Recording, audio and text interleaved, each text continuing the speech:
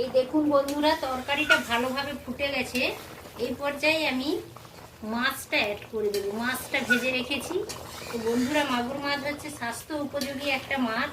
তো আপনারাও এইভাবে রান্না করে খাবেন, হাতের কাছে পেলে অবশ্য খুবই ভালো লাগে, শরীরের পক্ষেও উপকার।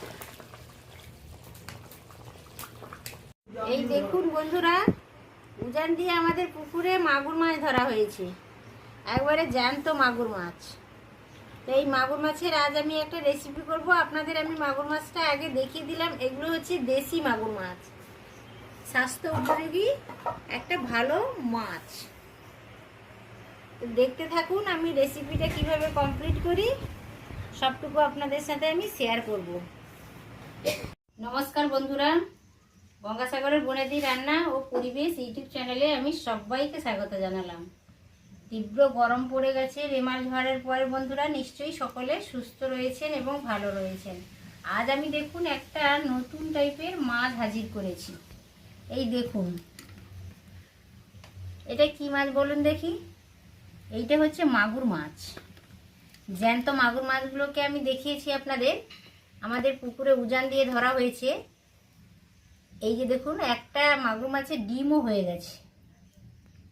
তো আমি মাছগুলোকে ভালোভাবে কেটে পরিষ্কার করে ধুয়ে এনেছি। 3টে মাগুর মাছ নিয়েছি, মাঝারি সাইজে 3টে মাগুর মাছ। আপনারা এটা খেয়াল করবেন যে মাগুর মাছ এখন বর্ষা সিজন চলে এসেছে, ভীষণ স্লিপারি একটা ভাব চলে এসছে।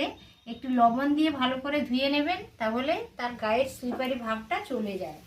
রান্না করতেও সুবিধা আর খেতেও সুবিধা। তো মাছে আমি এখন লবণ হলুদটা মাখিয়ে নেব। মাগুর মাছ তো খুবই সুস্বাদু মাছ এবং একটা স্বাস্থ্যকর ভালো মাছ। এটা হাতের কাছে পেলে অবশ্যই খাওয়ার চেষ্টা করবে, খুবই ভালো মাছ। তো এই মাছটাকে আমি আজ আলু দিয়ে রান্না করব। বেশি কিছু মশলা ব্যবহার করব না, হালকা মশলা দিয়ে পাতলাভাবে আমি আলু দিয়ে এই মাছটারই একটা রেসিপি করব। দেখুন, মাছে ভালো করে আমি লবণ হলুদটা মাখিয়ে নিয়েছি। আলুটা এইভাবে লম্বা লম্বা করে আমার কাটা হয়ে গেছে। আর মশলার জন্য এই দেখুন, আমি একটা বড় সাইজের পেঁয়াজ গ্রেট করে নিয়েছি, একটা টমেটো গ্রেট করে নিয়েছি, 4-5টা কাঁচা লঙ্কা আধা চিরা করে নিয়েছি। আর এইটাতে আমি রাঁধুনি মশলা ব্যবহার করব। 1 চামচ রাঁধুনি মশলা বেটে এনেছি। সবই আমি আপনাদের দেখিয়ে দিলাম। এরপরে হচ্ছে গুঁড়ো মশলার একটা পেস্ট বানিয়ে নেব। আধা চামচ আমি হলুদ গুঁড়ো দিয়ে দিলাম। আধা চামচ আমি ঝালের জন্য ঝাল লঙ্কার গুঁড়ো দিলাম। 1/4 চামচ আমি কাশ্মীরি লাল লঙ্কার গুঁড়ো দিলাম কালারের জন্য। আধা চামচ আমি জিরে গুঁড়ো দিলাম। আধা চামচের একটু বেশি আমি ধনে গুঁড়ো দিলাম। এই কালো জাতীয় মাছে একটু ধনে গুঁড়োটা বেশি দিলে খেতে খুবই ভালো লাগে। তো এই সমস্ত কিছু আমি একটা অল্প জল দিয়ে মাটির বলে আমি গুলে রেখে দিচ্ছি। মশলাটার মধ্যে জল ঢুকে যাবে, ফুলে যাবে, বাটা মশলার স্বাদ আসবে।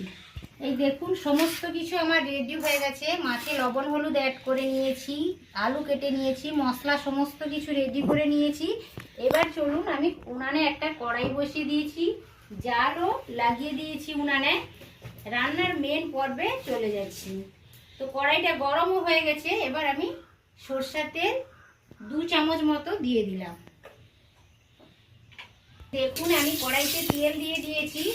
খুন্তির সাহায্যে তেলটা চতুর্দিকে আমি একটু ছড়িয়ে নিচ্ছি। তেলটা গরম হওয়া পর্যন্ত আমি অপেক্ষা করছিলাম। তেল থেকে এই যে ধোঁয়া বেরোতে শুরু করেছে, এর দ্বারা বোঝা যাচ্ছে যে তেলটা ভালোভাবে গরম হয়ে গেছে। এই সময় আমি মাছগুলো তুলে দেব।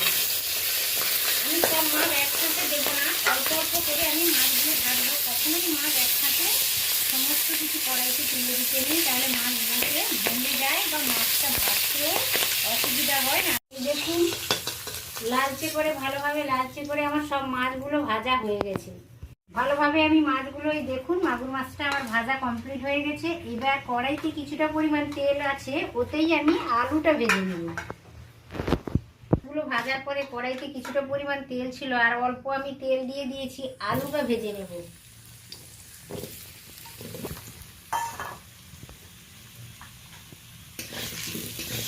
এই দেখুন, আমি মাছটা ভেজে নিয়েছিলাম ভালো করে। আলুটাও লালচে করে ভেজে নিয়েছি।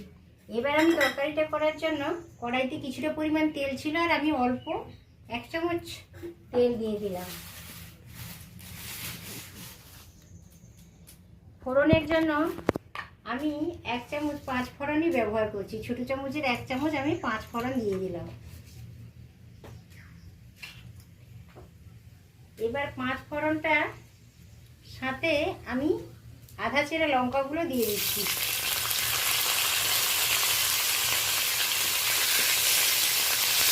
লঙ্কা আর 5 ফোড়ন দিয়েছিলাম ফোড়নের জন্য, ভালো করে নেড়ে নিয়েছি। এই পর্যায়ে আমি গ্রেট করা পেঁয়াজ আর টমেটোটা দিয়ে দিচ্ছি।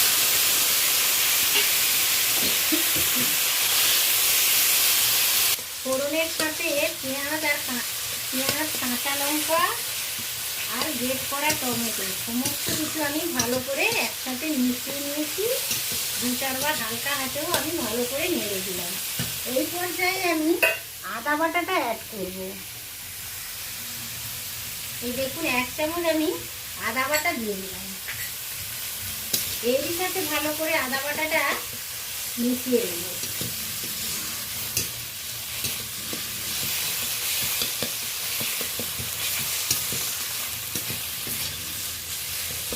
আদাটাও ভালোভাবে মিশিয়ে নিয়েছি। পেঁয়াজ টমেটো সমস্ত কিছু কাঁচা গন্ধ চলে গেল, বেশ ভাজা ভাজা হয়ে গেছে, একটা সুন্দর গন্ধ আসছে।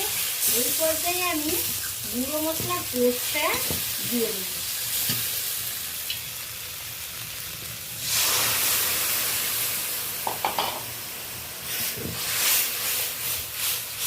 দু চারবার এইভাবে আমি নেড়ে নেব, ভালো করে তেল ছাড়া পর্যন্ত অপেক্ষা করব। মশলাটা নেড়ে ভালো করে কষিয়ে নেব। মশলা থেকে তেল হালকা হালকা রিলিজ করতে শুরু করেছে। এই পর্যায়ে আমি ভেজে রাখা আলুগুলো অ্যাড করে দেবো। মশলাটা ভালোভাবে কষানো হয়ে গেছে।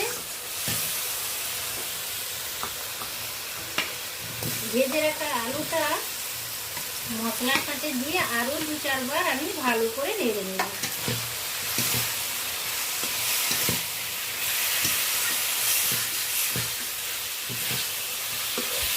ফুটন্ত গরম জলটা আমি দিয়ে দিলাম। তরকারিতে সবসময় চেষ্টা করবেন আপনারা ফুটন্ত জলটা ব্যবহার করার চেষ্টা করবেন, তাহলে তরকারির টেস্টটা ভালো আছে এবং তরকারিটা রান্নাও তাড়াতাড়ি হয়ে যায়। পরিমাণ মতো আমি জলটা দিয়ে দেবো। মাগুর মাছটা সেদ্ধ হতে একটু দেরি হয়, ওই জন্য একটু জলটা দেখে শুনে দিতে হবে। এই দেখুন বন্ধুরা, তরকারিটা ভালোভাবে ফুটে গেছে। এই পর্যায়ে আমি মাছটা অ্যাড করে দেবো। মাছটা ভেজে রেখেছি। তো বন্ধুরা, মাগুর মাছ হচ্ছে স্বাস্থ্য উপযোগী একটা মাছ।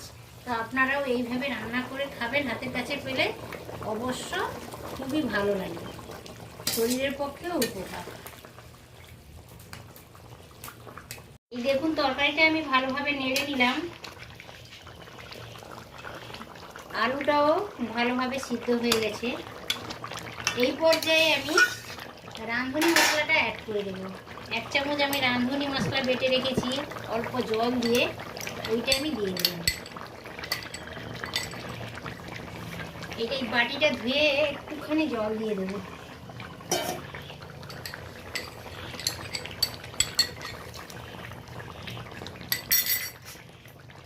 ভালোভাবে মিশিয়ে নিচ্ছি এটা।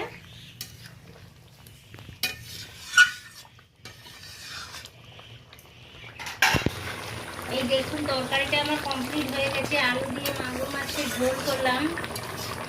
এবার আমি নামিয়ে নেব তরকারিটা। বেশ মাখো মাখো হয়ে গেছে, বেশি ঝোল আমি রাখবো না, ঝোলটা কম হলে খেতেও ভালো লাগে।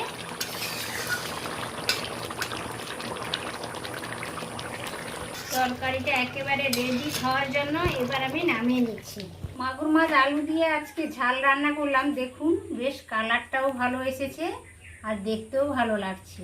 নিশ্চয়ই খেতেও ভীষণ ভালো লাগবে। বন্ধুরা, এইভাবে আপনারাও ট্রাই করে দেখবেন। আশা করছি ভিডিওটা সকলেরই ভালো লেগেছে।